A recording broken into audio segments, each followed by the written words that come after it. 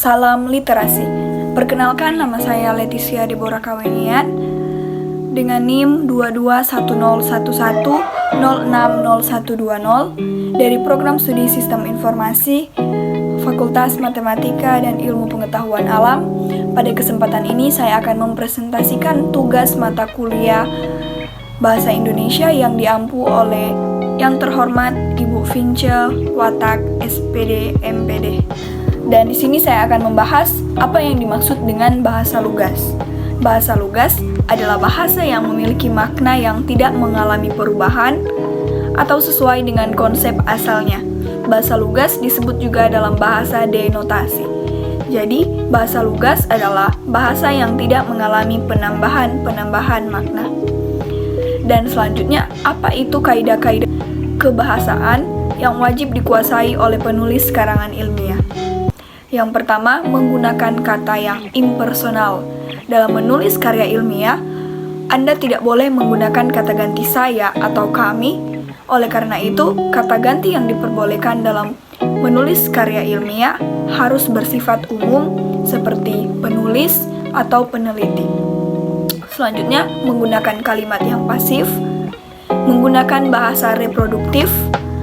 Kalimat yang Anda tulis harus menggunakan bahasa yang lugas dan tidak ambigu atau bermakna ganda. Selanjutnya, menggunakan bahasa yang denotatif. Bahasa yang ditulis dalam karya ilmiah sebaiknya adalah bahasa denotatif atau bahasa yang memiliki arti dan makna yang sebenarnya. Dan yang terakhir, menggunakan kata baku. Kata yang digunakan dalam karya ilmiah haruslah kata baku sesuai Kamus Besar Bahasa Indonesia. Selanjutnya, ejaan apa yang digunakan dalam bahasa Indonesia saat ini? Yaitu Ejaan Bahasa Indonesia atau EBI berdasarkan Peraturan Menteri Pendidikan dan Kebudayaan Republik Indonesia Nomor 50 Tahun 2015 tentang Pedoman Umum Ejaan Bahasa Indonesia.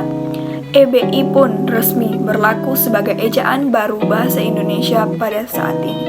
Berikut dua golongan dalam unsur pinjaman dalam bahasa Indonesia. Unsur pinjaman yang belum sepenuhnya terserap ke dalam bahasa Indonesia, dan unsur pinjaman yang pengucapan dan penulisannya disesuaikan dengan kaidah bahasa Indonesia. Tanda baca titik berfungsi untuk mengakhiri sebuah kalimat, sedangkan tanda baca koma fungsinya untuk memberikan jeda dalam sebuah kalimat, dan keduanya saling melengkapi satu dengan yang lain. Contohnya ini. Selanjutnya, perbedaan tanda titik koma dan tanda titik dua. Tanda titik dua digunakan pada akhir dari suatu pernyataan lengkap.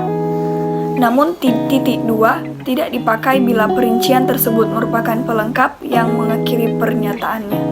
Selanjutnya, tanda titik koma diatur dalam PUEBI. Penggunaan titik koma yang tepat adalah sebagai pengganti konjungsi. Tanda titik koma digunakan sebagai kata penghubung untuk memisahkan kalimat setara yang satu dengan kalimat yang setara dengan yang lain. Contohnya penggunaan titik dua dan contohnya penggunaan titik koma.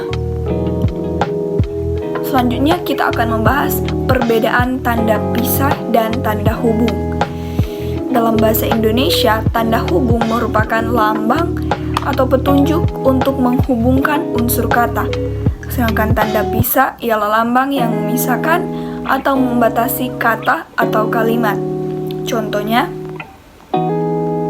selanjutnya, yang membuat satu kalimat menjadi kalimat efektif apabila gagasan yang ada di dalamnya dapat diterima oleh pendengar maupun pembaca dengan mudah, jelas, dan lengkap seperti apa yang dimaksud oleh penulis atau pembicaranya.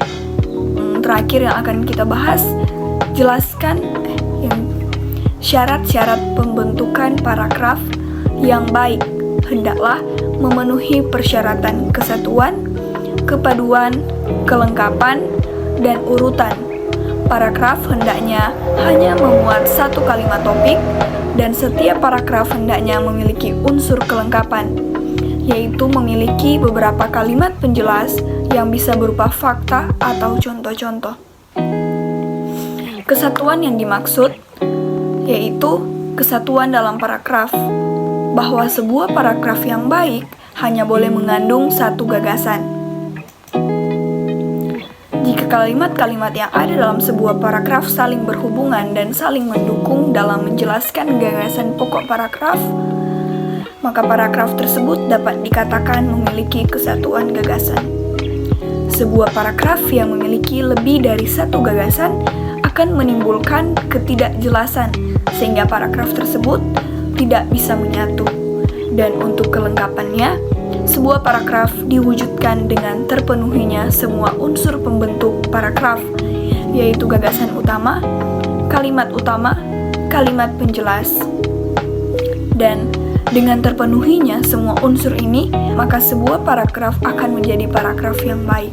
Kalimat-kalimat dalam sebuah paragraf yang terangkai secara logis dan saling mendukung gagasan utama disebut dengan kepaduan atau koherensi. Kepaduan ini bisa kita dapatkan dengan penggunaan konjungsi baik intrakalimat maupun antar kalimat. 3 hal yang baru saya sebutkan tadi adalah syarat wajib yang harus dipenuhi untuk membentuk paragraf yang baik. Dengan terpenuhinya syarat-syarat tadi, sebuah paragraf akan lebih mudah dipahami dan akan menjadi paragraf yang baik. Sekian dari saya. Apabila ada salah kata, mohon dimaafkan. Assalamualaikum warahmatullahi wabarakatuh. Salam sejahtera bagi kita semua. Om Swastiastu, Namo Buddhaya, salam kebajikan.